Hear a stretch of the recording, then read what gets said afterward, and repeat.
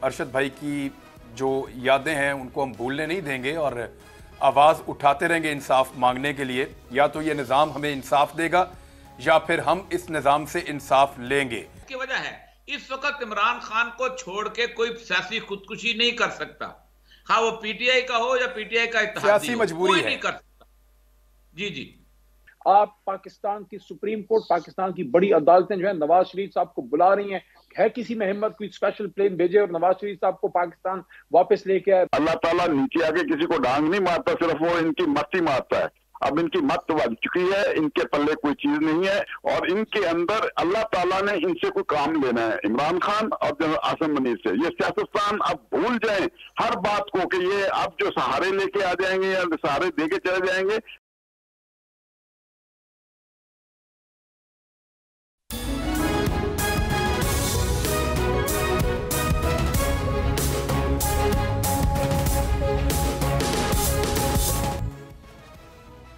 बिस्मिल्लाहिर्रहमानिर्रहीम, अस्सलाम वालेकुम नाज़रीन, आप बोल न्यूज़ देख रहे हैं। मैं इमरान रियाज खान हूँ। मेरे साथ जो मेहमान मौजूद हैं पहले तारुफ करवा देते हैं, फिर बातचीत का आगाज़ करते हैं। अली मोहम्मद खान साहब पाकिस्तान तहरीक इंसाफ से और या मकबूल जान साहब किसी तारुफ के मोहताज नहीं हैं और जनाब एडवोकेट आफ्ताब बाजुआ साहब भी आज के प्रोग्राम में हमारे साथ मौजूद हैं। इमरान खान साहब के गिर्द इस वक्त सारी सियासत घूम रही है। अभी जो ज़राए से इत्तलात आई और मैंने इसके ऊपर कन्फर्म भी किया कि परवेज़ इलाही साहब ने असम्बलियाँ तहलील करने की जो समरी है वो इमरान खान साहब के हवाले कर दी है, यानी ये फैसला अब उनके पास है। लेकिन इमरान खान साहब ने एक ऑप्शन छोड़ दिया है हुकूमत के लिए, पीडीएम की जमातों के लिए, कि हमारे साथ बैठकर बात करें और तय कर लें इलेक्शन का दिन और असम्बलियाँ तहलील करने का टाइम, तो ठीक है कंसेंसस के साथ आगे बढ़ते हैं। वरना उन्होंने कहा कि हमारी जहाँ पे हुकूमत है हम वहाँ पे असम्बलियाँ तहलील कर देंगे और अगर आपने जनरल इलेक्शन ना करवाया तो 66% पाकिस्तान में इलेक्शन हो जाएगा। मैं पहले तरफ और ये मकबूल जान साहब की भी मुलाकात भी हुई, इमरान खान साहब से एक इंटरव्यू भी हुआ। और ये मकबूल जान साहब, ये पाकिस्तान की सियासत में अगर हम कहें तो ये आउट ऑफ द बॉक्स जाना होगा, यानी ये ऐसा होगा कि पाकिस्तान में सियासत के खिलाड़ी इस तरह का खेल खेलने से डरते हैं या इतना बड़ा कदम नहीं उठाते कि अपनी असम्बलियाँ तहलील कर दें। और ये बड़ा एक ऐसा मूव है जो पाकिस्तान की रवायती सियासी जमातें इसको बेवकूफ़ी से ताबीर करती हैं नॉर्मली, लेकिन इसके लिए अब ये रिस्की भी होती है ये चीज़ें। तो आपको लगता है कि इमरान खान साहब ये बड़ा पॉलिटिकल मूव है तो ये आईनी और कानूनी, लेकिन हमारी सियासत में ये इसकी ऐसी प्रेसिडेंट नहीं है कि बड़े आराम से कोई कर जाए। तो आपको लगता है, आपकी फीलिंग क्या है इमरान खान साहब को मिलने के बाद कि क्या वो ये कर गुजरेंगे? देखिए 10 अप्रैल से पहले का पाकिस्तान और 10 अप्रैल के बाद का पाकिस्तान जो है ये पॉलिटिकल एनालिसिस के हिसाब से भी और बाकी सारे मामलात के हिसाब से बिल्कुल मुख्तलिफ है। हमने 10 अप्रैल का पहले का पाकिस्तान देखा हुआ है, एक सहमा सहमा सा पाकिस्तान है, लेकिन 10 अप्रैल के बाद का पाकिस्तान बिल्कुल मुख्तलिफ है। बड़ी बड़ी मूवमेंट्स देखी हैं लेकिन इतनी स्पॉन्टेनियस मूवमेंट जो है वो कभी नहीं आई। बड़े बड़े लीडरशिप की सूरत देखी है लेकिन कभी किसी के बारे में ये असेसमेंट नहीं हुई कि ये शख्स अब हारेगा नहीं, कुछ भी हो जाए ये शख्स किसी न किसी तौर पे आगे बढ़ता हुआ जाएगा, 2/3 मेजॉरिटी ले जाएगा, बल्कि बाद लोग तो ज्यादा भी कहते हैं। तो अब इस वक्त आप देखें कि पाकिस्तान की सारी पॉलिटिक्स एक शख्स के गिर्द घूम रही है। सुबह जो वो शख्स बयान देता है उसके इर्द गिर्द ही पीडीएम भी बयान देती है, उसके इर्द गिर्द मौलाना फजल रहमान भी बयान देता है, उसके किसी का अपना बयान है ही नहीं सिवाय इसके कि इमरान खान जो इस वक्त स्टेटमेंट देता है उस स्टेटमेंट के हवाले से या जो एक्शन लेता है उस हवाले से वो रिएक्शन दें, एक्शन दें, कुछ करें। देखें ये उस वक्त पॉसिबल नहीं हो सकता था जब आपको पास ये कॉन्फिडेंस ना हो कि कल आप अवाम के पास जाएंगे तो अवाम आपको रिजेक्ट कर देगी। ये तो खतरा ही खत्म हो चुका हुआ है। आखिरी खतरा सिर्फ एक है जो कि मुझे मालूम हुआ कि जो उन एमएनएज एमपीज ने कहा जो जिंदगी भर इसी तरह की सूरत हाल में करते रहे हैं कि 4 नालियां बना लेंगे तो जीत जाएंगे, कुछ जून में फंड आ जाएंगे तो हम लोगों को दे देंगे, कुछ ठेके दे देंगे, थोड़ा सा और मौका मिल जाए, खिदमत कर लेंगे, ये कर लेंगे, बंदे तोड़ लेंगे, किसी को नौकरियां दे देंगे। ये इमरान खान को कल मैं वही उनसे बात हो रही थी, मैंने कहा आपको उनको अंदाजा नहीं कि आप इन सारी चीजों से बियॉन्ड हो चुके हुए हो कि आप 7 जगहों पे इलेक्शन लड़ते हो, लोगों को पता है कि आप कौमी असेंबली में नहीं जाओगे, लोगों को पता है कि आप उनके मेंबर नहीं बनोगे, आप उनके लिए किसी तौर पर ना कोई नौकरी दे सकोगे, उसके बावजूद भी आपको जितवा देते हैं। वो 17 सीटें जो कभी एस्टेब्लिशमेंट की मूंछों की तौ के नीचे हुआ करती थी, जिनको बख्शा करते थे वो लोग, नून लीग को तो नून लीग की पार्टी हुकूमत बनती थी, पीपल पार्टी की बन जाती थी, उसके पांव तले से जमीन निकल गई है। यानी नवानी कभी सोच सकता था कि हारे, या नंदयाल कभी सोच सकता था हाल के। ये है मुख्तलिफ पाकिस्तान। इस पाकिस्तान में आप सिर्फ इमरान खान ही ये स्टेप ले सकता है, और वो अगर इनका मोहताज ना होता तो स्टेप ले जाता। मैं देख रहा हूं इस वक्त, आपने कभी बिल्ली को देखा है, चूहा उसकी दस्तरत में आ जाए? अच्छा, जिस मोहताजी की आप बात कर रहे हैं वो मोहताजी तो अभी जराए बता रहे हैं कि दूर हो गई है। परवेज इलाही साहब ने ओके कर दिया है और वो ये कह रहे हैं कि तहरील कर दें, लिखकर भी दे दिया समरी। उसकी वजह है इस वक्त इमरान खान को छोड़ के कोई सियासी खुदकुशी नहीं कर सकता, हाँ वो पीटीआई का हो या पीटीआई का इत्तेहादी, सियासी मजबूरी है, नहीं कर सकता।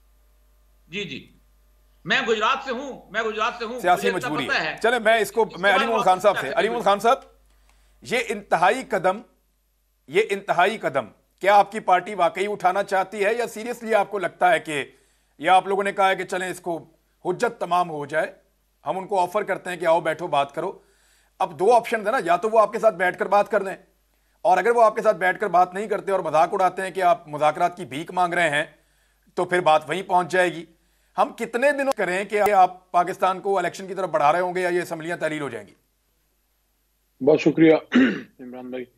अल्लाहुम्मा सल्लि व सल्लिम मुबारक अला सय्यिदिना मोहम्मद। मैं दो हवाले दे के मैं आपकी बात को मैं समझाने की कोशिश करता हूं, जो जिस तरह मैं इसको समझाऊं। देखें 2014 का धरना था, आज से सालों पहले। मैंने कोई बात की खान साहब से, खान साहब ने कहा नहीं, कुछ हमारे पार्लियामेंटेरियंस के हवाले से, तो उन्होंने कहा नहीं ये इनका कैरियर नहीं है। मेरे साथ जो लोग हैं जिन्हें मेरे साथ चलना है वो इसको एक मिशन के तौर पे लेना चाहते हैं तो लें, अदरवाइज उन्होंने कहा कि for me politics is not a career. ये एक बात ज़हन में रखें। दूसरी बात, उसके सालों बाद, यानी कि इस आदमी की सोच देखें, ये आदमी की सोच कोई चेंज नहीं हुई, ना कोई आजकल में बनी है। He is very clear from the very start. 2018 October cabinet meeting, जैसे एजेंडा खत्म होता है, इमरान खान साहब ब्यूरोक्रेट्स को कहते हैं कि आपका एजेंडा खत्म हो गया है। वो कहते हैं जी, कहते हैं आप तशरीफ ले जाएं। दरवाजे बंद होते हैं, सिर्फ हम कैबिनेट मेंबर्स रह जाते हैं। इमरान खान साहब क्लियर कट एक बात करते हैं, इमरान भाई खान साहब कहते हैं कि हम सब कैबिनेट मेंबर्स बैठे हुए थे। उन्होंने कहा इस तरह, उन्होंने कहा कि मैं सियासत करने नहीं आया, मैं इस मुल्क को ठीक करने आया हूं। मैं अपनी हुकूमत कुर्बान कर दूंगा, लेकिन तुम लोगों में से किसी करप्ट को नहीं छोड़ूंगा। These were exactly verbatim quote and quote the word which he said to us. तो इमरान भाई, खान साहब जो हैं वो मजाक करने नहीं आए, ना ये कोई उन्होंने बिली चूहे का कोई खेल खेलने आए हैं। ही मीन्स बिजनेस। उन्होंने जो बात की हुकूमत को, अगर हुकूमत उसको सीरियस नहीं लेगी, he will go ahead with whatever he has said in Islamabad. Pindi में जो उन्होंने बात की है ना, he will go ahead with it. और एक और भी मैं आपको बात बता दूं, इमरान खान साहब जो है, मैं नहीं समझता कि वो कोई लगी लिपटी रखेंगे, और वो चाहते हैं कि इस मुल्क को हम डिलीवर करें। अगर इस डेमोक्रेटिक सिस्टम ने कुछ करना है, इस पार्लियामेंट्री डेमोक्रेटिक सिस्टम ने करना है, प्रोबेबली इमरान भाई this is the last chance for this whole system. Otherwise ये सिस्टम सारा अपने बोझ तले नीचे गिर रहा है। ठीक है, मुझे इसका जरा कानूनी पहलू पूछना है कि अब अगर आईनी तौर पे आप ऑप्शंस देखें तो साहब कौन सी ऑप्शन, अगर आप पीडीएम के वकील हैं तो आप इस सिचुएशन से उनको कैसे निकालेंगे? खान साहब, मैं एक गुजारिश करता हूँ, रोजाना हम हाई कोर्ट और सुप्रीम कोर्ट बार में बैठते हैं, और बड़े सीनियर लॉयर और बड़े बड़े कानूनदान, इवन एतजाज हसन साहब भी आके बैठते हैं, लतीफ खोसा साहब और दूसरे जो पीडीएम से लोग लग रखते हैं वो भी बैठे होते हैं। उन्होंने तो एक बात जो हम पिछले 6 माह से, मैं तो ये कहता हूं कि जब से ये 10 अप्रैल का वाकया हुआ और उसके बाद से अब तक लगे हुए थे सारे एजेंसीज जो हैं इमरान खान का सॉफ्टवेयर अपडेट करने के लिए। लेकिन इमरान खान को अल्लाह ने इतनी इज्जत दी कि उसने पूरी एजेंसियों को क्या, पूरी कौम का सॉफ्टवेयर अपडेट कर दिया। अब लोगों को समझ लग गई है कि उनके हकूक क्या हैं, उन्होंने अपने हकूक की खातिर करना क्या है और उन्हें अपने हकूक लेने कैसे हैं, किस तरह उनको ये जालिम सियासतदान जो हैं वो लूटते हैं और खाते हैं और अपनी जायदादें बाहर शिफ्ट करते हैं। ये बात तो बहुत वाज़ेह हो गई। ये तो बार रूम में वाज़ेह तौर पर ये जो सीनियर लॉयर्स वो एक बात तो जरूर कह रहे हैं कि इस वक्त अल्लाह ताला ने जो इमरान खान को इज्जत दी है, हमने आज तक हिस्ट्री में क़ायद-ए-आज़म के बाद किसी पाकिस्तानी लीडर को नहीं देखा। ये बात तो अब सेटल्ड है कि इमरान खान जैसे, और ये मकबूल जान साहब, मैं बड़ी इज्जत करता हूँ इनकी, उन्होंने बहुत खूबसूरत अल्फाज कहे कि इस वक्त पाकिस्तान की सारी सियासत जो है उसका महवर इमरान खान है। जब एक आदमी एक क्रिकेटर से उठ के कितना बड़ा सियासतदान बन जाए और पूरे आलम इस्लाम में उसका नाम और पूरी दुनिया में नाम गूंज रहा हो, मैं समझता हूं ऐसा शख्स पाकिस्तान के लिए एक बहुत बड़ी नेमत है। इमरान भाई, एक और बात जरूर, कानूनी तौर पे इस शख्स का रास्ता कैसे रोकना है अगर ये दोनों असेंबलियां तहलील करने जाता है? ये मैं चाहता हूं कि आप बताएं कि कैसे रास्ता रोका जा सकता है। पीडीएम के पास ऑप्शन क्या होगा? देखिए, आप रोजाना ऑप्शन डिस्कस करते होंगे ना वहां, पॉसिबिलिटीज। जी, पहले तो एक ऑप्शन था कि ये अदम-ए-एतमाद की तहरीक ले आए, वो नहीं ला सकते क्योंकि इजलास हो रहा है। दूसरा ये था कि गवर्नर उन्हें कहे एतमाद का वोट लें, इजलास। जी, आफ्ताब बाजवा साहब, आपको आवाज आ रही है? जी, हेलो जी, खान साहब आवाज आ रही है? मेरे ख्याल में यहाँ पे एक ब्रेक लेते हैं नाज़रीन, थोड़ा ऑडियो का प्रॉब्लम है। ब्रेक से वापस यहीं से प्रोग्राम का आगाज करेंगे। एक ब्रेक लें, ब्रेक से वापस आते हैं। यही सवाल मैं दोबारा पूछूंगा, हमारे साथ ही रहिएगा।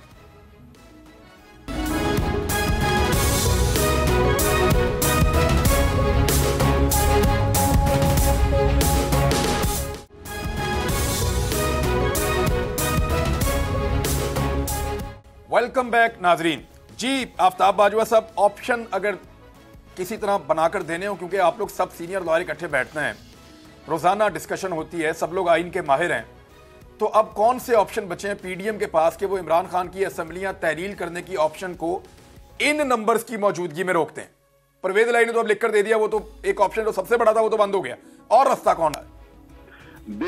देखिए खान साहब, हमारा सुप्रीम लॉ तो है कुरान के बाद हमारा सुपर लॉ है constitution of Islamic Republic of Pakistan 1973। अब कॉन्स्टिट्यूशन के मुताबिक इस वक्त मैं समझता हूं कि पीडीएम के पास कोई ऑप्शन नहीं रह गई। आज स्पेशली जो एक कल रात से और सारा दिन एक मुनसलाई का भी बयान आ गया, तो कुछ बहुत शकूक शुबात पैदा हो रहे थे, लेकिन परवेज इलाही साहब ने बिल्कुल वाज़ेह करके इमरान खान साहब को कह दिया कि ये असेंबलियां भी आपके हाथ में, जब चाहें इनको तहलील कर दें। इसके बाद कानूनी तौर पर देखें, हमारा आर्टिकल 112 है, 124 है, 147 है। इनको ये सारे कानूनदान पढ़ते रहते हैं, इनको सारा इल्म है, ये जानते भी हैं, पुराने खिलाड़ी हैं सारे के सारे, कोई नए तो है नहीं। इसलिए इनको तहरीके तो एतमाद में वोट पूरे हो नहीं सकते, एतमाद का वोट लेने का कहेंगे, घूम फिर के फिर परवेज इलाही आ जाएंगे, तो ऑप्शन बचता क्या है? क्या इमरजेंसी लगाई जा सकती है आपके ख्याल में, या गवर्नर राज या इमरजेंसी? देखिए, गवर्नर राज और इमरजेंसी के लिए वजूहात का होना जरूरी होता है। वो सर्कमस्टांसेस इस वक्त नहीं है सूबे के अंदर। कहां पे बताएं, किस जिले में या किस डिवीजन में लाकानूनियत है, पहले तो इस बात का फैसला कर लें। ये पंजाब है, अटक से लेके आप सादकाबाद रहीमिया खां तक देखिए, पूरे पंजाब में सुकून और अमन है, कोई डिकेटों का राज नहीं है, कुछ भी नहीं है, लेकिन कौम जो है कम से कम महंगाई अपनी जगह पे, लेकिन अमन से रह रहे हैं। इसके लिए गवर्नर राज और इमरजेंसी के लिए कुछ वजूहात का होना जरूरी होता है, जहां पे ये होता है कि पॉलिटिकल फोर्सेस इस वक्त नाकाम हो गई हैं। इंटरनल या एक्सटर्नल फैक्टर्स ऐसे जिसके ऊपर फिर ये फैसला किया जा सके, और सदर का रोल बहुत इंपॉर्टेंट होता है। जी बिल्कुल, सदर का रोल बहुत इंपॉर्टेंट है। इस वक्त मैं नहीं समझता कि सियासी जमातें जो हैं, आपने कल रात का अगर प्रोग्राम आशमा शिराजी और असद जरदारी का देखा हो, तो आपको सारी पिक्चर सामने आ जाएगी पूरे मुल्क की सियासत की, कि इस वक्त जो हालात जा रहे हैं। जरदारी साहब को मैंने इतने गुस्से में पहले नहीं देखा जितना मैंने कल उनके अल्फाज के चुनाव में उनको देखा। वो एहतियात नहीं कर पा रहे थे, उनके मुंह से वो बातें निकल रही थी जो नॉर्मली वो नहीं कहते। खान साहब, मैं एक बात अर्ज करता चलूं, अल्लाह ताला नीचे आके किसी को डांग नहीं मारता, सिर्फ वो इनकी मस्ती मारता है। अब इनकी मत बज चुकी है, इनके पल्ले कोई चीज नहीं है। एक बात जरूर ज़हन में रखिएगा, अल्लाह ताला ने अगर इमरान खान को अगर जिंदगी दी है इतने बड़े इंसिडेंट के बाद, और दूसरा जो सबसे बड़ा वाकया जो पाकिस्तान के अंदर हुआ है वो है जनरल आसिम मुनीर हाफिज कुरान का being as a army chief तैनाती। मैं समझता हूं ये सारे सियासतदान भूल जाएं, क्योंकि मुझे इत्तेफाक हुआ था, मैं जब सेक्रेटरी सुप्रीम कोर्ट बाहर था तो मुझे इनसे मिलने का इत्तेफाक हुआ, तो मैं हैरान हो गया था। इनसे गुफ्तगू 1 घंटा मेरी जारी रही, और इनके अंदर अल्लाह ताला ने इनसे कोई काम लेना है, इमरान खान और जनरल आसिम मुनीर से। ये सियासतदान अब भूल जाएं हर बात को कि ये अब जो सहारे लेके आ जाएंगे या सहारे देके चले जाएंगे आसिम मुनीर साहब को। लेकिन अभी तो सबसे बड़ा इम्तिहान जो है वो आजम स्वाति वाला केस है, क्योंकि आसिम मुनीर साहब की तैनाती से पहले उनके ऊपर जो जुल्म हुए हैं वो हुए हैं। अब इसका मदावा जो है, या इस मामला, ये एक टेस्ट केस है, इसके अंदर आसिम मुनीर साहब जो है वो इस मामले को सेटल कर सकते हैं, बतौर आर्मी चीफ उनको करना भी चाहिए। इससे बदनामी भी हो रही है और इससे जो है लोगों के अंदर परसेप्शन भी बहुत बुरी जा रही है कि एक बुजुर्ग आदमी के ऊपर लगातार मुश्किलात के पहाड़ तोड़े जा रहे हैं। उसको आधी रात को उठा के अब क्वेटा लेकर चले गए हैं। बहरहाल मैं और ये मकबूल जान साहब एक चीज पे और जानना चाहता हूं, मोहन सिलाई का जो कल का स्टेटमेंट है, देखिए हम ये नहीं कहते कि मोहन सिलाई गलत कर रहे हैं या गलत बयानी कर रहे हैं, इस लेवल के ऊपर आप कर नहीं सकते कि जनरल बाजवा ने उन्हें कहा कि आप इमरान खान के साथ मिल जाएं, लेकिन क्या बाकी लोग जहां गए क्या वो भी जनरल बाजवा की मर्जी से गए? और इसमें एक और चीज पैदा होती है कि जनरल बाजवा तो कह रहे थे मैं बात ही नहीं कर रहा था सियासत पे और मैं तो गैर सियासी था। अब एक गवाही आ गई है कि जनाब मुझे कहा गया कि इमरान खान के साथ जाके खड़े हो जाओ। एक तो इसका पहलू ये है, दूसरा एक्चुअली क्या हर तरफ प्ले किया जा रहा था, कोई डबल गेम हो रही थी, ये चल क्या रहा था? और ये मकबूल जान साहब देखिए, पहली बात तो ये है कि ये जो 1988 ऑनवर्ड एक सूरत हाल बनी थी, जो अमित गुल साहब कहा करते थे कि हमने IGI बनाई ताकि हम नवाज शरीफ को जितवा सकें, और उसको बहुत ओन करते थे और मरते दम तक कहते रहे कि मुझ पर चलाओ मुकदमा, मैं बताऊंगा कि मैं जस्टिफाइड था, मैं कर सकता। उस वक्त से एक आदत पड़ गई थी पार्टीज के अंदर अपना इन्फ्लुएंस रखने की, और उस आदत ने ही इनको इस तरफ लेकर। पहली बात तो ये है कि 2011 का जो इमरान खान का जलसा है उसके बारे में अगर कोई समझता है कि उससे एजेंसियों ने करवाया है तो वो भूल जाए। मैं डिप्टी कमिश्नर रहा हूं को 6 साल, हम ये जलसे करवाते हैं, हमें पता है इस तरह के जलसे नहीं करवाए जा सकते, नामुमकिनात में से है।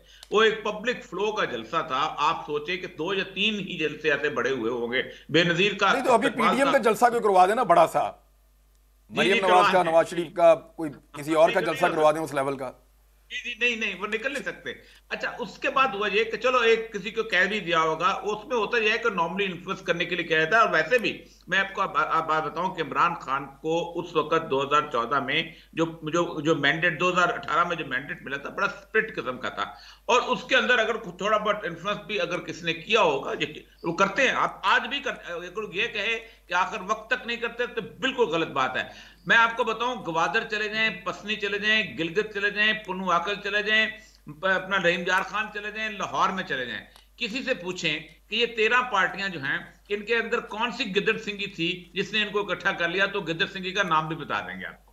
वो बताएंगे ये गिद्दड़ सिंगी थी जिन्होंने इनको इकट्ठा किया। इसलिए उनको ये अब बताना कि हमने फरवरी से ये कह दिया था और हम बिल्कुल सियासत छोड़ चुके हुए हैं, हमने तौबा कर ली। वो जो उसका अपना शेर है ना बड़ा मशहूर कि तौबा मेरी जाम शिकन, जाम मेरा तौबा शिकन, सामने डेर है टूटे हुए पैमानों का। ये रात को तौबा करते हैं, सुबह फिर शुरू हो जाते हैं।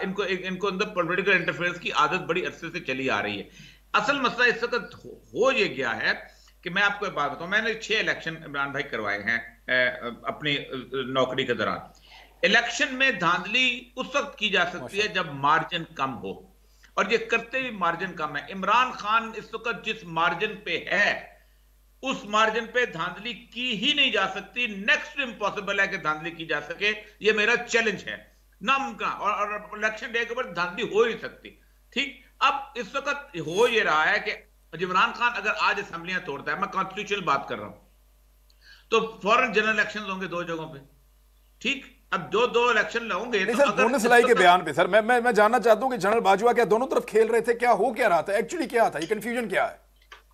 देखिए, मसला पता क्या है, मसला सारा ये है कि होता यह है कि जिस वक्त ये एक दफा ये काम कर लेते हैं, फिर उनको पता चलता है ये बंदा तो बड़ा इंडिपेंडेंट सोच वाला आदमी है, तो इसका करें क्या, फिर ये मनूवर करते हैं। अब मुझे ये बताइए नवाज शरीफ कैसे गया यहां से, फिर अब बहुत बड़ी कहानी खुल जाएगी। फिर हम कंटेम्प्ट ऑफ कोर्ट में भी आ जाएंगे। पाकिस्तान दुनिया में इंटरनेशनल जो कॉवेनेंट है ना जी प्रिजनर्स का, वो कॉवेनेंट ये कहता है कि एक प्रिजनर को हर तरह की सहूलियात दो, यहां तक कि क्रॉमवेल अस्पताल उठा के कोट लखपत जेल में ले आओ, लेकिन कोट लखपत के जेल का प्रिजनर कोट क्रॉमवेल अस्पताल नहीं जा सकता। कैसे चला गया? किस अदालत? यानी आप और ये मुकुल जान साहब, आप ये कह रहे हैं कि एक शख्स के लिए ऐसे हालात पैदा कर दिए जाते हैं कि वो एक मखसूस फैसला करते हुए ये समझता है कि ये फैसला उसकी अपनी मर्जी से हो रहा है। नहीं, उसके देखो मसला है कि आप एक आदमी को जब एनक्लेव कर लेते हैं ना, मैंने देखा हुआ ना, कल मैंने सवाल भी यही पूछा था उनसे, इमरान खान साहब से, मैंने कहा आपने कभी ये सारी भूल भुलैया देखी नहीं थी, आपने एक स्टेटस को वाली ब्यूरोक्रेसी देखी नहीं थी, आपको अचानक लगा नहीं कि ये सारा एंटी तब्दीली लोग मेरे इर्द गिर्द जमा हो गए, और वाकई जमा हो चुके हुए थे। अच्छा, ये करते क्या है? ये खौफ बेचते हैं, ये ना हुआ तो ये पब्लिक में ये हो जाएगा, ये ना हुआ तो ये। मैं उस दिन जिस जमाने में नवाज शरीफ का ये हो रहा था, मैं गवर्नर सरवर साहब के पास अचानक मिलने चला गया। अब मुझे कहते हैं, मैंने इनको कन्विंस किया, यार देखो वो इतने मर गया तो साम लोगे कभी। अब ये कौन कह रहा है? गवर्नर पंजाब कह रहा है, और मुझे भी कह रहा है। जैसे मैं जाके बोल दूं, मैंने कहा मसला सारा ये है, अगर वो मौत दुनिया में, क्या प्रिजनर्स मरते नहीं है?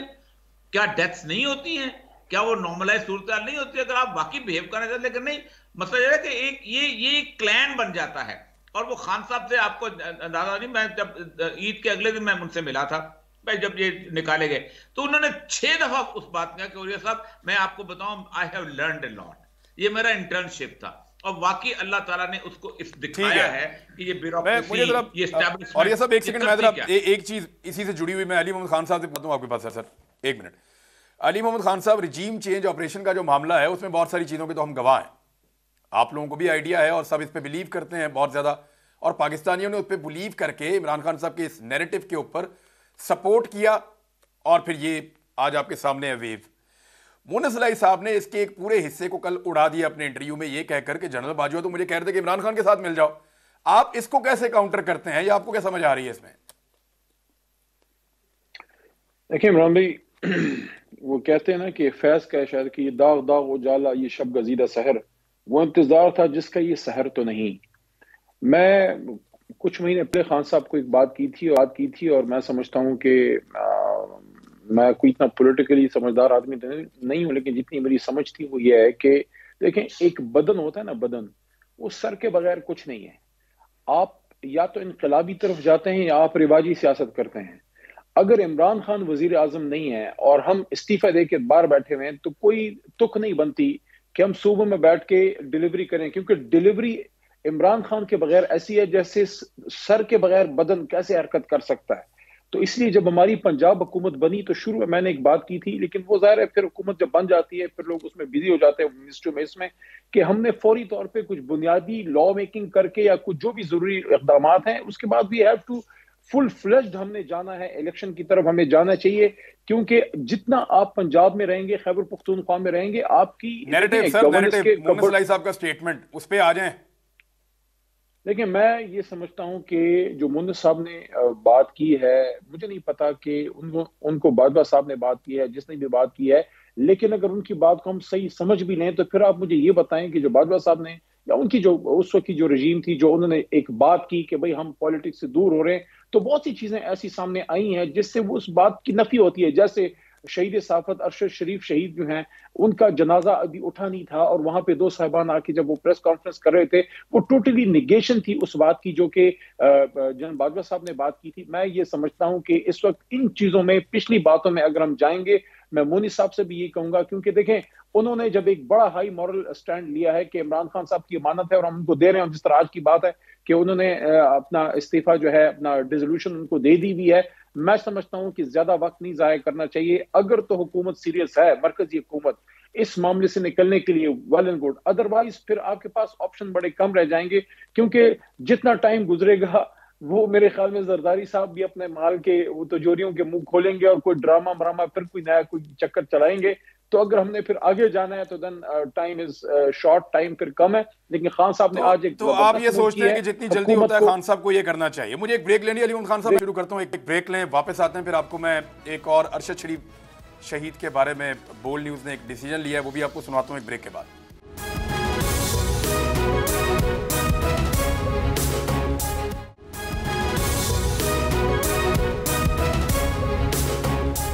वेलकम बैक नाजरीन। बोल न्यूज़ जो है वो अरशद शरीफ शहीद भाई के लिए आवाज़ उठाता रहता है और बाकी मीडिया भी उठा रहा है। हमने खतूत लिखने का सिलसिला शुरू किया है, उस पर भी अभी बात करते हैं। लेकिन बोल न्यूज़ के चेयरमैन ने एक अनाउंसमेंट की है, वो अनाउंसमेंट मैं आपको सुनवा देता हूँ।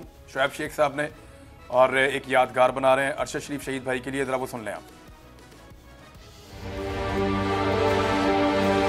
देखें, ये तो उनकी वालदा से इंशाल्लाह कराएंगे। अभी जो मुल्क की सूरत हाल है वो आपके सामने है। हकीकी सहाफ़त का अरशद शरीफ एक, मैं समझता हूँ, बहुत बड़ा हकीकी सहाफ़त का लंबरदार था और हक से 1 इंच नहीं हटा, बल्कि जान देनी पड़ी तो जान दे दी उसने।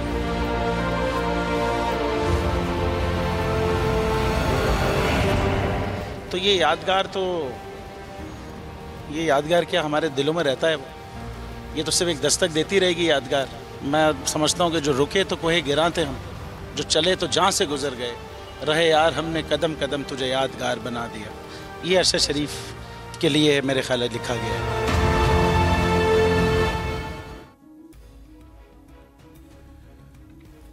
जी नाज़रीन, आप सुन रहे थे और इसके अलावा एतवार को भी हम एक छोटा सा प्रोग्राम करेंगे और अरशद भाई की जो यादें हैं उनको हम भूलने नहीं देंगे और आवाज़ उठाते रहेंगे इंसाफ मांगने के लिए। या तो ये निज़ाम हमें इंसाफ देगा या फिर हम इस निज़ाम से इंसाफ लेंगे। लोग लाखों खतूत लिख रहे हैं और वो खतूत जा रहे हैं। अली मोहम्मद खान साहब, आज़म सवाती के साथ भी इस वक्त एक अजीबो गरीब सूरत हाल चल रही है। 75 साल के बुजुर्ग हैं, अब उनको कोयटा पहुंचा दिया गया है। शदीद सर्दी में वहाँ पे उनको अब जेल में रखा जाएगा। अब इस सिचुएशन में इमरान खान साहब ने स्टेटमेंट दिया कि जो एस्टेब्लिशमेंट है उसके खिलाफ बयानात देने बंद किए जाएं। ये एक चला है, हर तरफ खबर आई है। तो क्या इसके बदले में आपको नहीं लगता कि अब जो पहले जुल्म हो रहे थे या चीजें हो रही थी उनमें भी बदलाव आना चाहिए? जी, मैं तो पब्लिकली ये बात इमरान भाई की है। मैं तो पब्लिकली ये बात की है कि जो माजी की गलतियां हैं उनको ठीक किए बगैर आगे जो है वो जाना बड़ा मुश्किल है। और अगर हमने इस मुल्क को आगे लेके जाना है तो देखें, हमें एक दूसरे को रिस्पेक्ट देनी होगी। यहाँ पे there are no holy cows. हमने एक दूसरे को रिस्पेक्ट देनी है, रिस्पेक्ट देंगे तो रिस्पेक्ट मिलेगी। और दूसरी चीज ये है कि ये हो नहीं सकता कि देखें, इमरान खान साहब कौन है इस वक्त? आप पाकिस्तानी अवाम को उनसे दूर कर दें। He is just an x cricketer. वो लीडर क्यों है? क्योंकि अवाम उनके साथ है, क्योंकि अवाम उनको पसंद करती है। तो इमरान खान को गिराना, उनकी बेइज्जती करना या उनके लोगों को गिराना अवाम की बेइज्जती है। ये आप अवामी मैंडेट की तौहीन है। और किस तरह आप कर सकते हैं एक सीनियर सिटीजन के साथ कि रात 4 बजे, देखें सुबह उनकी साहबजादी का मैसेज आया, मुझे भी आया, बहुत से और दोस्तों को भी हमारी पार्टी के आया। हमने ट्वीट भी किया और बात भी की, कुछ लोगों ने एहतजाज भी किया। वो क्या था? वो ये था कि 4 बजे के करीब जो है सवाती साहब को पिम्स लाया गया क्योंकि he had some pain in his chest. उनको चेस्ट, ज़ाहिर हार्ट पेशेंट हैं वो, उनके स्टंट्स वगैरह लगे हुए हैं। और वहां से फिर कोई स्पेशल प्लेन में जनाब क्वार्टर लेके गए। यार ये मतलब है कोई बोशद यादव है? ये कौन है? कोई मुल्क दुश्मन है? ये प्लेन्स और ये जहाज और ये इदारे, ये उन लोगों के खिलाफ जो है इस्तेमाल क्यों नहीं होते जो पाकिस्तान को बेच के खा गए, जो पाकिस्तान का कबाड़ा करके खा गए और जो पाकिस्तान का जो है इंसाफ के निजाम को ठेंगा करके बैठे हैं। पाकिस्तान से 7 समंदर दूर जो वो बैठे हुए हैं। आप पाकिस्तान की सुप्रीम कोर्ट, पाकिस्तान की बड़ी अदालतें जो है नवाज शरीफ साहब को बुला रही हैं। है किसी में हिम्मत कोई स्पेशल प्लेन भेजे और नवाज शरीफ साहब को पाकिस्तान वापस लेके आए? मैं समझता हूं, देखें, ये सवाती साहब को अगर वहां कोयटा की सर्दी में कोई हो जाता है, वो विल बी रिस्पॉन्सिबल। कौन रिस्पॉन्सिबल होगा? उनकी जिंदगी का कौन रिस्पॉन्सिबल होगा? और ये क्या उन्होंने, देखें, अगर उन्होंने कोई गलती की है, कोई गलत काम किया, उनके वो कलाम मौजूद है, सुप्रीम कोर्ट का फैसला मौजूद है कि एक जुर्म के आप 150 वो FIR नहीं काट सकते। वो एक सीनियर सिटीजन है, सबको पता है कि उनको तंग करने के लिए सारा कुछ हो रहा है।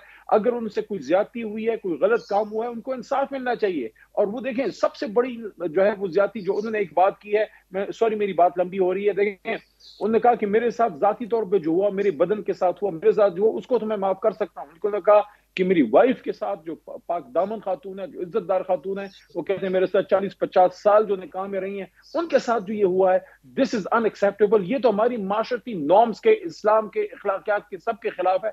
तो मैं समझता हूं कि जो गलतियां हुई हैं, नई जो लीडरशिप आई है मिलिट्री की, जो उन सब ने उनको बड़ा वेल विश किया है। मैंने भी किया है, खान साहब ने, सब ने किया है। So now is the test कि हम चीजों को ठीक करें और ये मुल्क आगे जाए, बजाय इसके कि हम we move in circles. Otherwise देखें, जो अरशद शरीफ साहब का आपने बात की है, मैं अप्रिशिएट करना चाहता हूं बोल न्यूज को।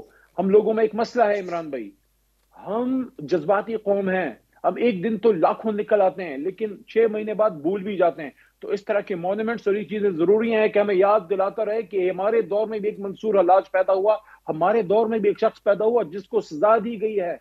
22 करोड़ अवाम में से एक शख्स को सजा दी गई, सच बोलने की जुर्रत नहीं थी, किसी में हिम्मत नहीं थी उसको फेस करने की। फिर आके कहते हैं कि उसको खतरा नहीं था, उसको खतरा नहीं था तो उसको क्या शौक था उसको कीनिया जाए। कीनिया में उसको कुछ चाइल्ड फ्रेंड्स रहते थे जो 7 समंदर दूर, जो अरेबियन पेनिनसुला में, अरब जो है अफ्रीकन कॉन्टिनेंट में, उसको रात के अंधेरे में जो पॉइंट ब्लैंक मारा गया, शहीद किया गया, और फिर उस पे सितम बलाए सितम के उसके बदन के जख्मी हिस्से दिखाए गए।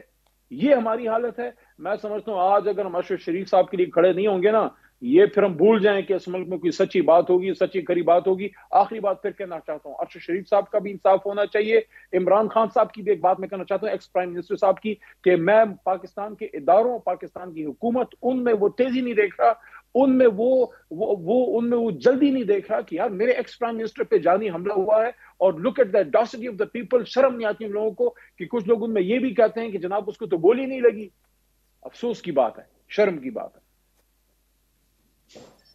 लेकिन और अब इसमें मुझे एक चीज रहा, और ये मकबूल जान साहब आप मुझे बताएं कि डेगोल, ये सबकी एक ख्वाहिश भी है और उम्मीद भी थी कि जब एक तब्दीली आएगी पाकिस्तान में, एस्टेब्लिशमेंट एक नई सोच के साथ आगे बढ़ेगी तो डैमेज कंट्रोल किया जाएगा। कैसे हो सकता है और कितना टाइम लेगा? आप सिस्टम के अंदर रहे हैं तो आप ज्यादा बेहतर जानते हैं कि यहां पे ये कोई स्विच तो है नहीं जिसको ऑन ऑफ कर दिया।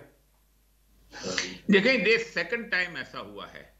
1971 में 16 दिसंबर को जब हुआ था तो 17 दिसंबर एक ब्रिगेडियर FB अली फरबख्त अली, उन्होंने उनकी याददाश्त बड़ी कमाल की, याददाश्त पढ़ने वाली हैं। उन्होंने लिखा कि मैंने इस्तीफा अपना लिख लिया कि हम तो हार गए हैं। तो हारने के बाद मैंने जब देने लगा तो पता चला कि याह्या खान जो है नया कॉन्स्टिट्यूशन लेके आ रहा है और क्लिंगिंग ऑफ द पावर चाह रहा है। वो कहता है कि हम यहाँ रहना बहुत जरूरी है और ये है वो है। तो उसके बाद तो कहानी चलती है बड़ी लंबी चौड़ी कि उन्होंने अपने कोर कमांडर को कहा, वो बंगाली था बेचारा, वो पीछे हट गया, वो कहता मैं कुछ नहीं कर सकता। उन्होंने ही टुक ओवर और फिर जनरल गुलशन से बात की। आखिरकार MI के जो हेड थे वो उस वक्त थे जनरल जिलानी नवाशी फेम, और वो उस ब्रिगेडियर थे, एक ब्रिगेडियर इकबाल थे जो वो ISI के हेड थे। वो आए, उनको पता चला ये सूरत बिल्टअप हुई है। याह्या खान ने अपने आप को बचाने के लिए 4 गवर्नरों को फोन किया, 4 मिलिट्री के लेफ्टिनेंट जनरल थे। के मदर को फोन किया, उसके बाद उसको रियाज को फोन किया, लेफ्टिनेंट जनरल अतीक रहमान पंजाब से मिला, बाकियों ने इनकार कर दिया। उसने कहा क्या हालात हैं? उसने कहा बाहर लोग मेरे बाहर खड़े हैं। उसने कहा क्या मांगते हैं? उसने कहा तुम्हारा सर मांग रहे हैं। उसने कहा फिर बोलो क्या मांगते हैं? उसने कहा सर मांगते हैं। तुमने इनको आगे कहा है कि ये लोग जो है ना मेरे खिलाफ किए। आखिर में उनको जब पता चल गया तो उन्होंने कहा कि ओके, जनरल हमीद को कहा तुम इसको मानते हो? तो ब्रिगेड FB अली और जो ऑफिसर थे उन्होंने कहा नहीं हम नहीं मानते। गुलशन ने कहा कि नहीं हम नहीं मानते। उसने कहा मैं ऑफिसर के दरमियान जाता हूं। वहां दरमियान गया, ऑफिसर ने, उन्होंने उसके साथ जो किया वो तारीख का हिस्सा है। तब उन्होंने कहा एक पॉपुलर लीडर को लेके आओ, कौम को इस हालात से वही निकाल सकता है, फौज का मोराल भी वही बिल्ड कर सकता है। एक दिन के अंदर अंदर भुट्टो को कॉल किया गया, हम जिंदा थे, हम 16-17 साल की उम्र थी, हमने देखा 3-4 दिन के अंदर लोग जो थे उस साने से भूलते चले गए, लोगों को शिकस्त का जख्म कम होता चला गया, लोग अपनी बैक टू रूटीन आ गए, आर्मी की रेपुटेशन वापस आ गई। पाकिस्तान को इस वक्त एक सिर्फ और सिर्फ एक ऐसे लीडर की जरूरत है जिसकी लोग बात मानते हो, जो पॉपुलर लीडर हो, जो लोगों को तो वो उसके लिए किसी को कुछ करने की जरूरत नहीं है। ये तो इलेक्शन में खुला छोड़ें और अपनी एल्फी निकालें, PDM की हुकूमत गिर जाए और इलेक्शन हो जाए, इलेक्शन में ओपन छोड़ें और लोग खुद ही फैसला कर लेंगे। तो आर्या साहब उसके लिए तो कोई रॉकेट साइंस नहीं है, इस दफा तो कुछ ऐसी मेहनत करनी भी नहीं पड़ेगी। मैं एक सवाल मुझे आखिरी जरा आफ्ताब बाजवा साहब से पूछना है। सर, हमने अरशद भाई के लिए खतूत लिखने का सिलसिला शुरू किया है, रोजाना बहुत बड़ी तादाद में खतूत जा रहे हैं। आपके ख्याल में इससे कोई फर्क पड़ेगा या हमें अभी और बहुत काम करना? पिछले 5 दिनों से खतूत जा रहे हैं। खान साहब, मैं एक चीज आपको बताता चलूं, मेरे कुछ दिनों से आपको पता है कि सुप्रीम कोर्ट में हमारा जो है वो अब हक सच की बात करने वाला ग्रुप सामने आया है। मेरी सदर और सेक्रेटरी साहब से बात हुई थी, अरशद शरीफ और इमरान रियाज, समी इब्राहिम, साबिर शाकर, अयाज मीर और दीगर जिन जिन साथियों की आवाजों को दबाया गया है, उस सिलसिले में हम एक सुप्रीम कोर्ट में सेमिनार कर रहे हैं। उस सेमिनार के अंदर हम जो करारदादें मंजूर करेंगे इंशाअल्लाह उसकी रोशनी में ये पता करेंगे ये पिछले 8 माह में ये आवाजें क्यों दबाई गई, क्यों इन पर इतना प्रेशर था, इन पर कितना जुल्म हुआ। आजम सफाती 75 साल का आदमी और कमल शोजब साहबा, मुसर्रत चीमा साहब की बीवी जो है, वो मुसर्रत चीमा जो है, उनके साथ जो मुकदमात हो रहे हैं साइबर क्राइम के, हैरान है हम इस बात के, ये कौन से मुकदमे हैं, जबकि आपके मुकदमे में भी हमने देखा। देखिए सुलह बीबी case 2018 supreme court monthly review page 595 कहता है एक वकूल की एक ही FIR होगी। ये सुप्रीम कोर्ट के तो वाज़ेह तौहीन किए जा रहे हैं, इनको कोई पूछने वाला ही नहीं है, इसलिए नहीं कहा गया क्योंकि लेकिन सुप्रीम कोर्ट ऑफ पाकिस्तान कब इसका सो मोटो लेकर या इसके ऊपर कोई जुडिशियल कमीशन बनाएगा, सब यही रिक्वेस्ट कर रहे हैं और रहे हैं।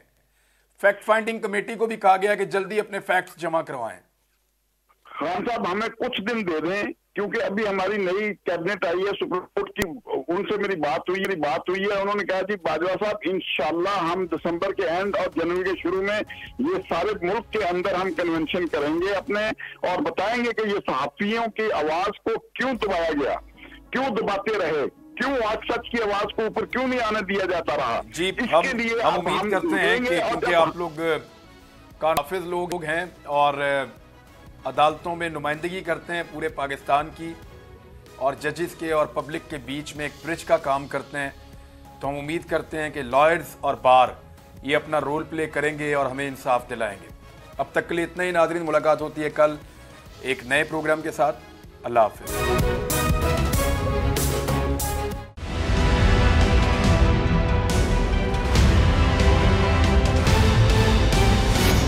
देखिए भाई क्यों चल रहा है ये तो मेरे ख्याल है सब जानते हैं, ठीक है ना। ये केस को आप यूँ समझ लें कि जाली केस जो है इस तरीके से कि ये इन्होंने हम पे चीटिंग का, फ्रॉड का 420 का एक मुकदमा बनाया, ठीक है जी। यानी कि हमने किसी को चीट किया। पूरे पाकिस्तान, पूरी दुनिया इनको एक आदमी ऐसा नहीं मिला जो ये कहे जी हमने इनको चीट किया। तो इसीलिए इनके तफ्तीशी ऑफिसर ने बाद में स्टेटमेंट जमा कराया। वो स्टेटमेंट ये नहीं था कि जी हमारे खिलाफ एविडेंस नहीं मिला, वो स्टेटमेंट ये कि जी कोई क्राइम ही नहीं हुआ। सोचें आप जुल्म, और ये इस किस्म का जाली केस था। और दूसरा जो फ्रॉड का मुकदमा होता है ना 420 का, इसमें शख्सी ज़मानत पे जो है ना ज़मानत हो जाती है, कोई भी जाके अपना ID कार्ड पे ज़मानत करा लेता है। उस पर आपने 18 महीने 1.5 साल जो है हमारे मतलब हमारी ज़मानत नहीं हुई। और हम कौन, हम वो जो उस वक्त $432 मिलियन की टोटल IT एक्सपोर्ट थी पाकिस्तान की, उसमें से $355 मिलियन हम कर रहे थे भाई। 82% की IT इंडस्ट्री हम थे। ये 50 दफ़ा हमने कहा, फिर कोई क्वेश्चन कर लेना। जब आप पाकिस्तान मुल्क में पैसा लाने वालों के साथ ये करेंगे, फिर वही होगा जो इस वक्त मुल्क की इकॉनमी का हाल है। और शख्सी ज़मानत वाले इस केस के अंदर 1.5 साल यार। और खाली ये नहीं है मेरे पे मुकदमा करना था, आप करते, आपने मेरी कंपनी बंद कर दी, आपने गाड़ियाँ सीज, अकाउंट बंद, आपने हर चीज़, मेरी माँ की FIR काट दी, बीवी की FIR काट दी। ये होता है यार कि जाली केस की भी कोई एक अजीब व गरीब की फॉर्म है। मतलब आप समझें 11 जजेस ने भाई नॉट बिफोर मी किया है हमारे केस में, तभी वो 1.5 साल तक चलता रहा ज़मानत का मुकदमा। एक दफ़ा तो ये हुआ कि भरी अदालत में हमें बाइज्जत बरी कर दिया और 2 घंटे के बाद फैसला आया जी नॉट बिफोर मी। लेकिन इसमें कोई ऐसी मसले वाली बात नहीं है। जो लोग भी हक पे खड़े रहते हैं ना, डरते नहीं हैं, बिकते नहीं हैं, झुकते नहीं हैं, उनके खिलाफ ये केसेस होते हैं भाई।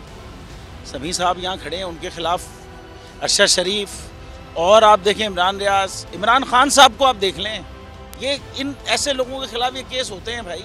अगर आप हक पे खड़े रहेंगे और डरेंगे नहीं, झुकेंगे नहीं, ये जाली केस होंगे, कोई फ़र्क नहीं पड़ता। जाने दे दी, उसने जान दे दी अपनी। तो अगर पाकिस्तान की खातिर है ना, तो ये इंशाल्लाह हम ज़रूर करेंगे।